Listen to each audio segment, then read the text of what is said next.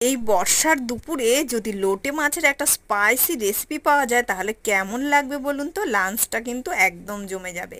এটা কিন্তু রুটি দিয়েও খাওয়া যেতে পারে।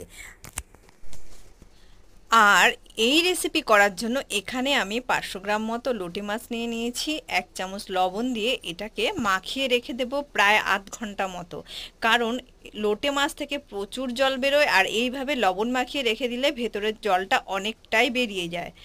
এবার দেখো জলটা ঝরিয়ে নিয়েছি আধ ঘন্টা পর, অনেক জল বেরিয়ে গেছে। এবারে 1 চামচ হলুদ গুঁড়ো এখানে অ্যাড করে দিলাম, দিয়ে দেবো 1 চামচ জিরের গুঁড়ো। লোটে মাছে কিন্তু একটু মশলাপাতিগুলো একটু বেশি দিতে হয়, না হলে কিন্তু খেতে ভালো লাগে না। দিয়ে দেবো 1 চামচ মতো ঝাল লঙ্কার গুঁড়ো, তোমরা ঝাল বেশি খেতে চাইলে আরও ঝাল দিতে পারো। এবারে ভালো করে এটাকে মেখে নিতে হবে। আর টক দই 2 চামচ মতো আমি টক দই ইউজ করেছি, আর টক দই দিয়ে এই প্রথম আমি লোটে মাছ করলাম, খেতে কিন্তু দারুণ হয়েছে। এবার টক দই এইভাবে মেখে নিয়ে আরও 15 মিনিট মতো আমি রেখে দিয়েছি। আর বন্ধুরা, আমার রেসিপি যদি তোমাদের ভালো লেগে থাকে তাহলে অবশ্যই একটা লাইক করে দিও। আর এই রকম আরও নতুন নতুন রেসিপি পেতে হলে অবশ্যই চ্যানেলটিকে ফলো করে পাশে থেকো। ইউটিউব থেকে দেখে থাকলে চ্যানেলটিকে সাবস্ক্রাইব করে পাশে থেকো। কড়াই কিন্তু খুব ভালো করে গরম করে নিতে হবে, না হলে কিন্তু মাছ লেগে যেতে পারে। তারপর সর্ষের তেল দিয়ে প্রথমে পেঁয়াজ কুচি দিয়ে দিলাম, 1 চামচ লবণ দিয়ে পেঁয়াজগুলোকে মোটামুটি ভেজে নিতে হবে। পেঁয়াজটা প্রায় 80% ভাজা হলে তখন এখানে আদা আর রসুন দিয়ে দিলাম। আদা রসুন দিয়েও কয়েক মিনিট 5 থেকে 6 মিনিট মতো এইভাবে নেড়ে চেড়ে ভেজে নিতে হবে। এবারে দুটো ছোট ছোট মাপের টমেটো কুচি করে আমি এখানে দিয়ে দিয়েছি। নেড়ে চেড়ে আবার টমেটোটা যাতে নরম হয় ওই জন্য 5 থেকে 7 মিনিটের জন্য ঢেকে দেব।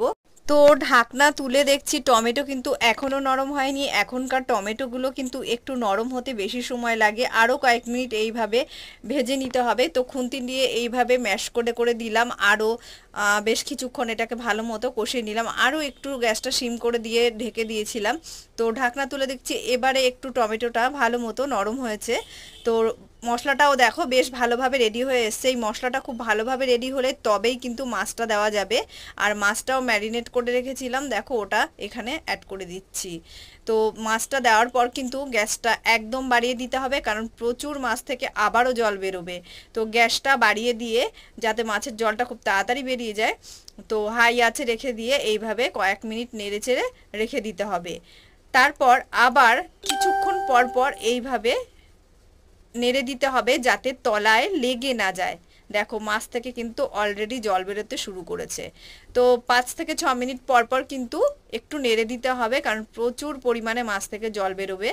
তো আমার মাছের রেসিপি প্রায় রেডি।